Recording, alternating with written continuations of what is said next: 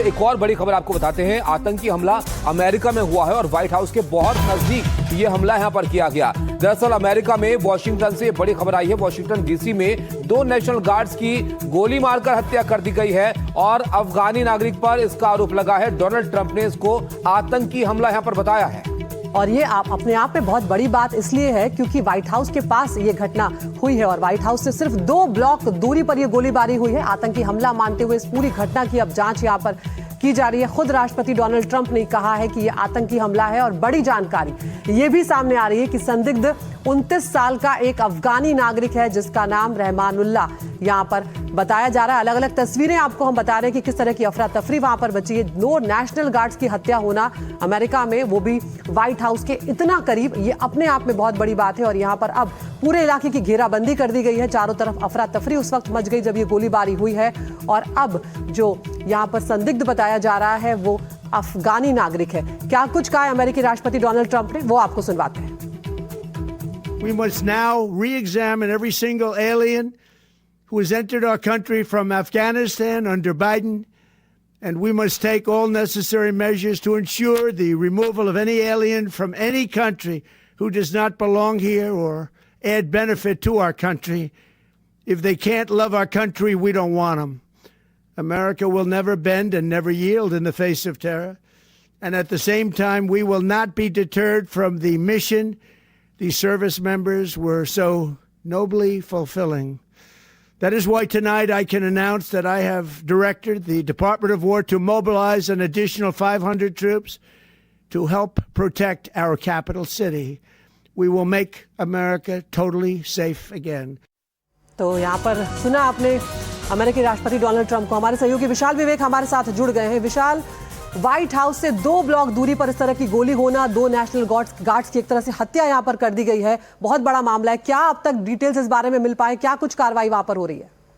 देखिए, ये एक टेरर अटैक, आतंकी हमला बोला जा रहा है साफ तौर पर। ट्रंप ने खुद ही बोला है कुछ देर पहले, जैसा हमने भाषण में सुना, कि ये एक्ट ऑफ टेरर है, तो उन्होंने इसको डिक्लेयर कर दिया है। लेकिन जो हत्या वाला एंगल है वो अभी पुष्टि नहीं हुई है पूरी तौर पर, क्योंकि जो वर्जीनिया के गवर्नर हैं उन्होंने पहले अनाउंस कर दिया था कि हत्या हो गई है, फिर उन्होंने अपना स्टेटमेंट वापस ले लिया था।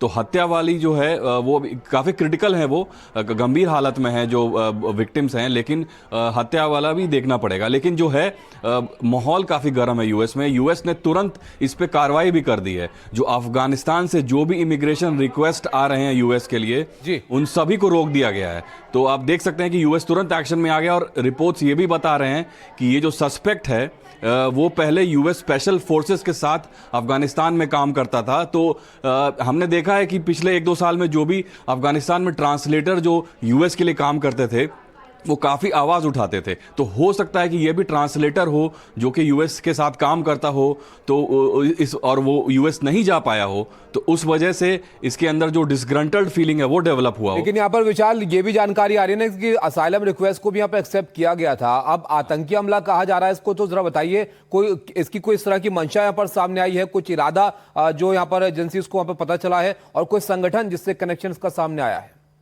देखिए, संगठन का मामला तो अभी सामने नहीं आया है। जैसा हमने पहले भी बताया था कि एक लोन वुल्फ अटैक जैसा इसको अभी तक दिखाया जा रहा है, लेकिन जो आधिकारिक तौर पर इसको अभी तक किसी भी संगठन के साथ नहीं जोड़ा गया है। लेकिन जो इसको अथॉरिटीज़ हैं वहाँ पर, वो इसको इन्वेस्टिगेट कर रहे हैं इसी एंगल से, ताकि आतंकी हमला इसको बताया जा सके। तो ये क्लियर है कि ये उन्होंने इसको एज अ टेररिस्ट डिटेन किया है जो सस्पेक्ट है, और ये सिर्फ 29 साल का अफगानिस्तान यूथ है। और जैसा आपने सही बताया कि इसी साल उसका असाइलम रिक्वेस्ट एक्सेप्ट किया गया था। और ट्रंप जो है बाइडेन एडमिनिस्ट्रेशन पे सवाल उठा रहे हैं कि एक साथ जो 70,000 कुछ अफगानिस्तान नेशनल्स यूएस आए थे पिछले 5-6 साल में, उनके ऊपर सवाल उठ रहा है। तो क्या जो बाइडेन एडमिनिस्ट्रेशन की गलती है या यूएस जो अभी एडमिनिस्ट्रेशन है उसकी गलती है? तो ये एक पॉलिटिकल वॉर भी चालू हो गया है। लेकिन जो ओवरऑल जो एक पॉलिसी है जो अफगानिस्तान के ऊपर जो थी